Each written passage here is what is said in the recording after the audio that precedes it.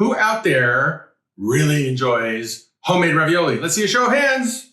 Awesome. So we're all in the right place because this is going to be a show about raviolo al uovo, or an egg yolk ravioli.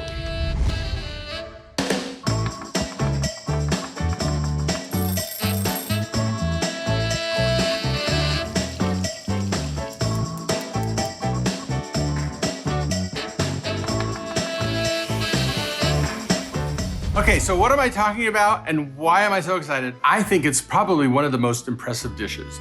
It's something that's been out there for quite some time. It comes originally from Piemonte, which is where my dad's part of the family is from. It is basically one giant raviolo.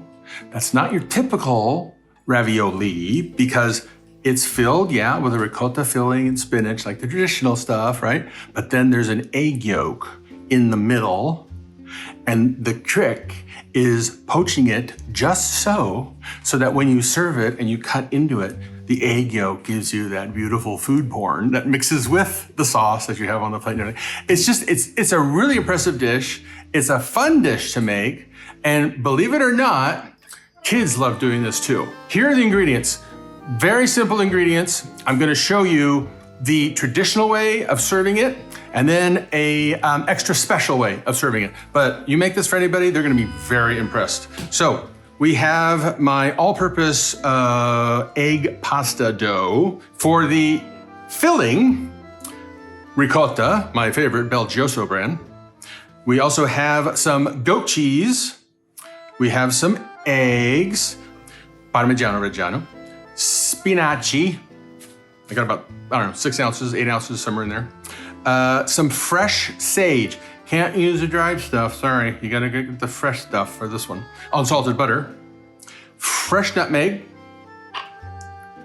unflavored water, freshly ground black pepper, diamond kosher salt, and some flour.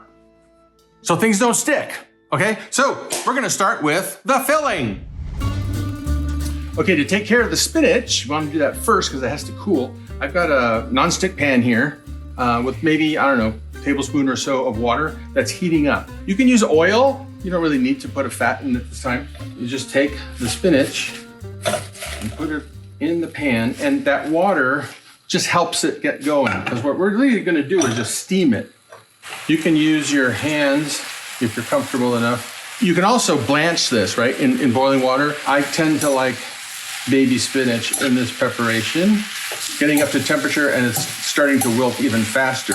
And then what I have right next to it is a sheet pan lined with kitchen towel. And once you have it just wilted like that, right? Looks like it would as it was coming out of water. Put it on the towel and just spread it out. And then the towel will absorb some of the liquid going that way, and the rest of the moisture will evaporate going that way. And then before you know it, it'll be nice and cool and ready for the filling. Now that the spinach has cooled, we're ready to do the filling, which is really a basic ricotta and spinach filling. There's nothing really special about it other than it tastes really good. And if you use really good ingredients, it tastes even better. But it's a very, very simple, really kind of all-purpose filling to make. So you can use it for all kinds of stuff. What we're gonna do for this one is we're gonna use partly some of my favorite ricotta. Get out every little bit, no waste, none. And you don't have to do this. You can use just all ricotta, that's the traditional one, but I like to put a little bit of fresh goat cheese in here. It kind of gives it a little more interesting depth and mimics the sheep's milk ricotta that you would normally get in Italy. So I'm just gonna mash, and this recipe is for 4 ravioli, or 4 raviolo. Once it looks sort of like that, right? You can add an entire egg, but I like it with just a yolk. The yolk helps, bind everything together. There's lecithin in there, right? For the plate. So we've got that. And just get it going. You don't have to go completely until it's incorporated. Just get it in there. And of course, freshly grated Parmesan. That's about a half cup or so, okay? Some salt, freshly ground black pepper, of course, some nutmeg, and you gotta be careful again, right? Whenever you use nutmeg, fresh or pre-ground, doesn't matter. It's very strong, so you don't need much at all. Last but not least, ladies and gentlemen, the spinach. Because we didn't blanch it in water, there's really not any water to squeeze out. Stick that in there. Now this can be made the day before if you want. This is the all-purpose pasta dough that we're gonna be using.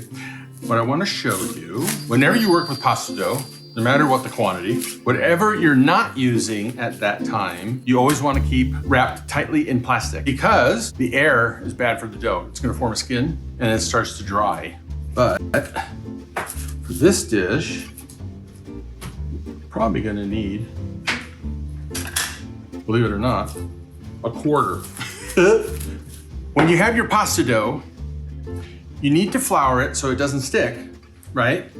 But whereas flour is sort of your friend when you're making this, it's not good at this point because now at this point, the more flour you add to it, the tougher the dough is going to become. So you want just enough flour so that it just doesn't stick to anything. You don't want so much flour that you like put a whole blob on there and then you're like, wow, where'd it go? And then you're like, oh, this is really tough because it went in there. So what I'm doing right now is I'm basically just trying to shape it into a general rectangle square, okay?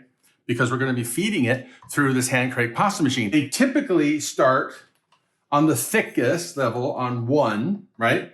And then the higher the number, the thinner the dough. It will depend on your pasta machine what number you stop at. What you're looking for is a sheet that is probably 2 millimeters or so thick, 3, no more than that. Okay, it's a little sticky, so I'm gonna just feed it through again on the same setting, okay, and fold it like a letter. And this feels fantastic. If your dough is too sticky, then you definitely need more flour. If it's too dry, you know you don't have enough egg in it. Okay, now I'm going to crank it up to 2, and it's gonna start getting thinner. The higher I go, the more you will notice that this sheet starts to lengthen, and it'll end up getting like really long because it's getting thinner, right? At this point, it starts to get a little unwieldy, so I'm gonna cut it in half, add just a little touch of flour here, and I'm gonna crank it up to 7. Let's see what the difference is.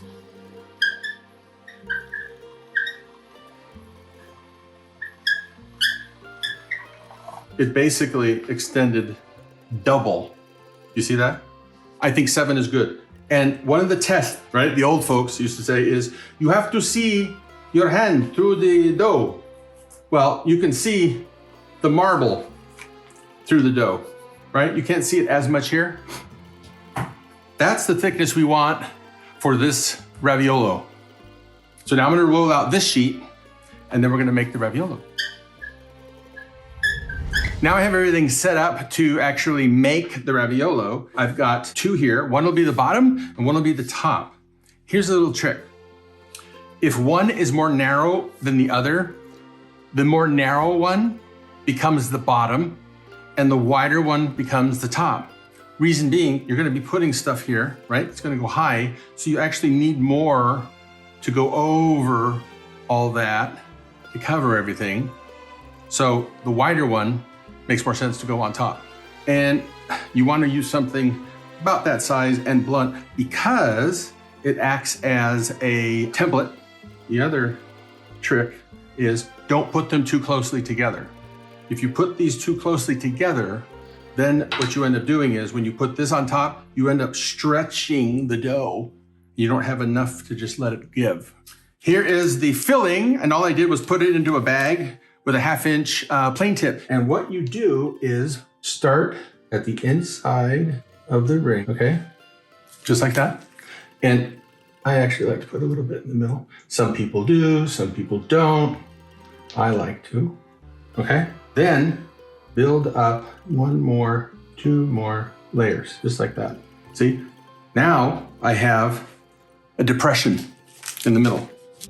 1, 2, which is actually 3, right? Because we already put one on the bottom. Right? Just like that. Okay. Then you take your egg yolk and drop it there. Now that one, see, that one broke. Typically, if it breaks, you don't use it. You don't have to use anything but water to seal these, but just get a brush. It's just easier. But make sure you wet enough, okay? Now, watch my hand. This is very important. When you go to cover this, okay, start on one end, okay? And then use that part of your hand. You go up to the edge of the filling, back down the other side, and now here, right? Remember we had that space? That's very important, and you'll see why in a minute. And you'll see now I have enough overhang, because the top is wider, that I don't have to stretch the pasta. Okay? Now you just use your hand and work it closed towards one side. And the reason being, you're pushing the air as you go. See that? You don't want any air in here. Okay? See that? It's nice and tight. See that? So now I'm going to do it here. Just like that. This is the reason why you needed this space here. Very important. And then I'm just going to take, your typical ravioli cutter and go around. Now, if it's for a fancy dinner party, you probably want it absolutely perfect. That's fine. This is not absolutely perfect, but I will tell you, once it's on the plate and it's got the sage butter and everything else, people, for the most part, unless you're being judged. So here is your raviolo al uovo. It's ready for the pot. There's one. Oh, flour on a towel so it doesn't stick. 1 and 2. Pretty cool, right? Okay, let's cook these. So we're ready to cook the raviolo, but before we cook the ravioli, we need to make the sauce. Reason being, once those are ready, they have to be served. We're gonna make the sauce first, and it's probably one of the most ridiculously simple sauces there is. It's just unsalted butter, some of the sage that I've actually chiffonaded into little strips here.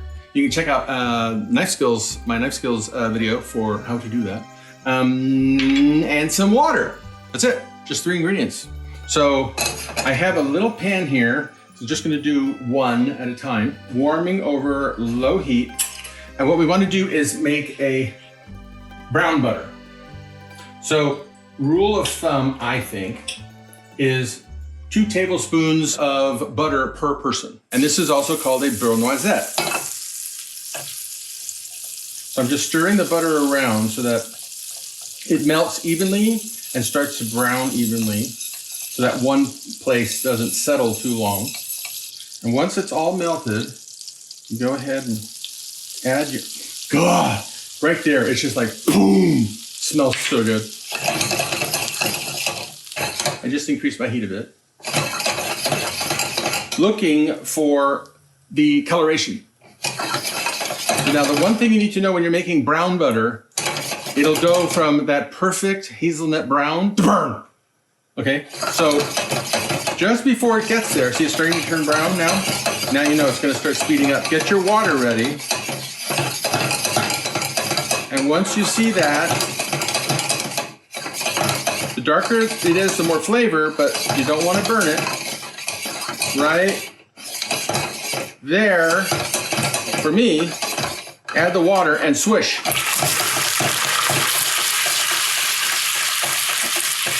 If you don't swish, it's gonna splash all over you, just like that. So now you're like, well, I don't understand. Just watered it all down. The water and the butter emulsify with the heat, right? And create a sauce. You can do it just with the butter, but it's too rich. And see that? Look at that. Look at that. Oh, that looks so nice. So I'm just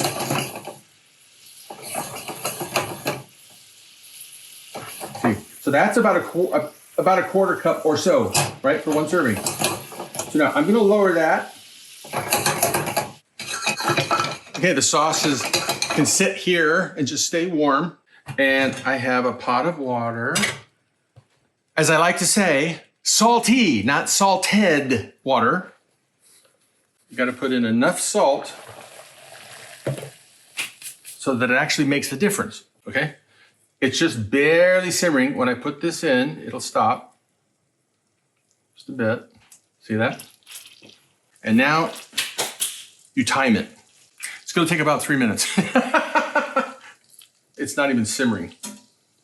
You're literally poaching the ravioli. You're poaching the filling. What you want is to have a towel ready and a spider, okay? The spider will allow you to take the entire raviolo up to drain the water away, and then you have your towel ready and you can get rid of all the excess water here and put it right in your warmed bowl or plate.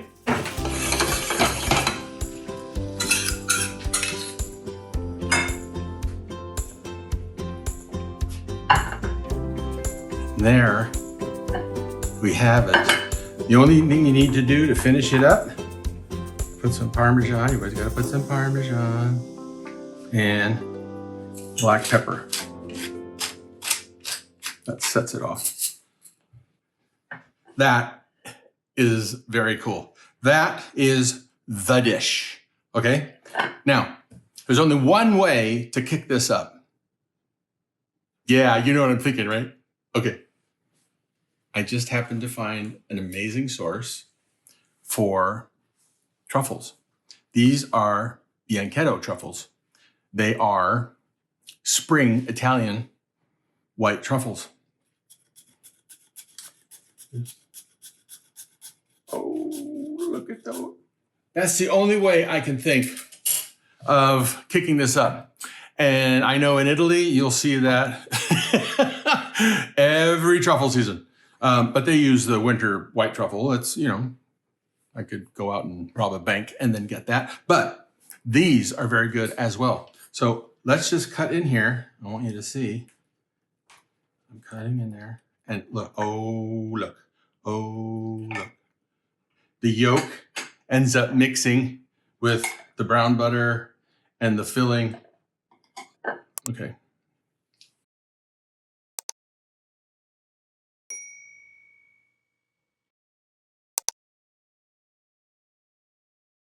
Damn, that's good. I am going to have raviolo for one.